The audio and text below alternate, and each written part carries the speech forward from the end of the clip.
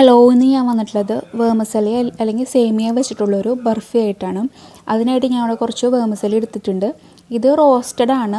Roasted അല്ലാത്ത വേർമിസെല്ലിയും വെച്ച് നമുക്കിത് ഉണ്ടാക്കാം. ഇതിപ്പോൾ റോസ്റ്റഡ് ആണെങ്കിലും നമുക്ക് 2 മിനിറ്റ്സ് നേരം ഒന്ന് നെയ്യ് ഒഴിച്ചിട്ട് നെയ്യിലൊന്ന് നമുക്കതൊന്ന് ജസ്റ്റ് ഒന്ന് ചൂടാക്കി എടുക്കണം.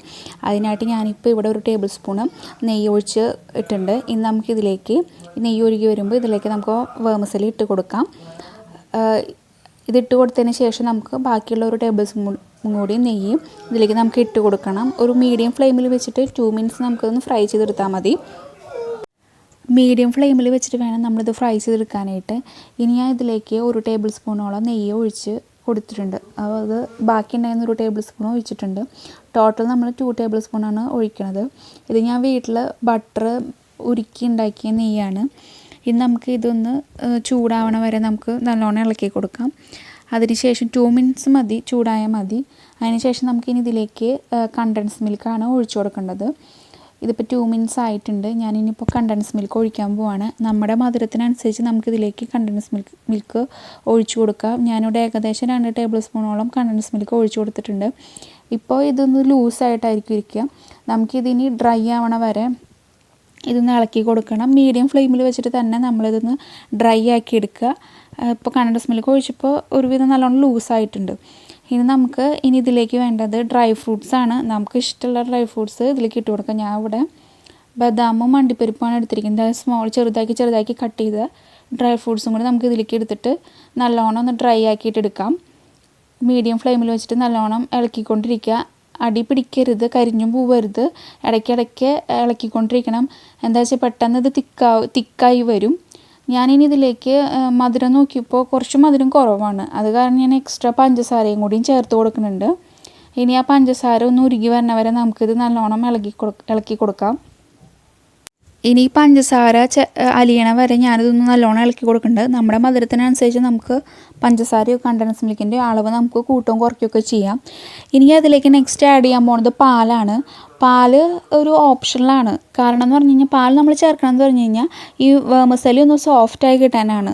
കുട്ടികൾക്കൊക്കെ കൊടുക്കുമ്പോൾ അവർക്ക് സോഫ്റ്റായിട്ട് കൊടുക്കുമായിരിക്കും. അവർക്ക് അത് കഴിക്കാനും അത് കടിക്കാനൊക്കെ എളുപ്പം സോഫ്റ്റായിട്ട് ഇരിക്കണതായിരിക്കും. അപ്പം അതിനായിട്ട് ഞാനിവിടെ 1.5 ടേബിൾ സ്പൂണോളം പാല് ചേർത്തിട്ട് നല്ലോണം ഒന്ന് ഇളക്കി കൊടുക്കുന്നുണ്ട്.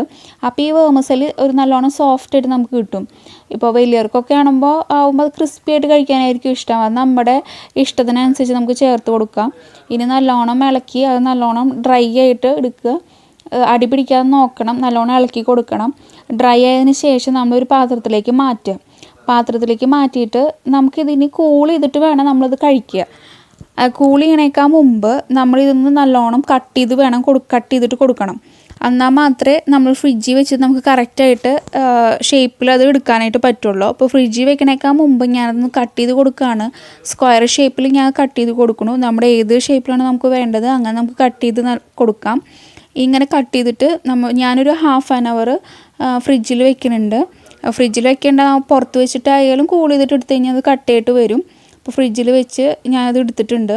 ഇനി നമുക്കത് മുമ്പേ തന്നെ കട്ട് ചെയ്ത കാരണം ഇനിയിപ്പോൾ അത് എടുക്കാനായിട്ട് എളുപ്പമായിരിക്കും. കട്ട് ചെയ്യാതെ വെച്ച് കഴിഞ്ഞ് കഴിഞ്ഞാൽ അത് ഓൾറെഡി ഒരു വലിയൊരു പീസായിട്ടിരിക്കും. നമുക്കതിൽ നിന്ന് കറക്റ്റ് ഷേപ്പിൽ അത് കിട്ടില്ല. അതിന് വേണ്ടിയിട്ടാണ് നമ്മൾ ഫ്രിഡ്ജിൽ വെക്കണേക്കാൾ മുമ്പേ തന്നെ ഇത് കട്ട് ചെയ്തിട്ട് വെക്കണത്. ഇനി ഞാൻ ഇതേപോലെ ഒരു സ്പൂൺ വെച്ചിട്ട് നമുക്കത് എടുക്കാം.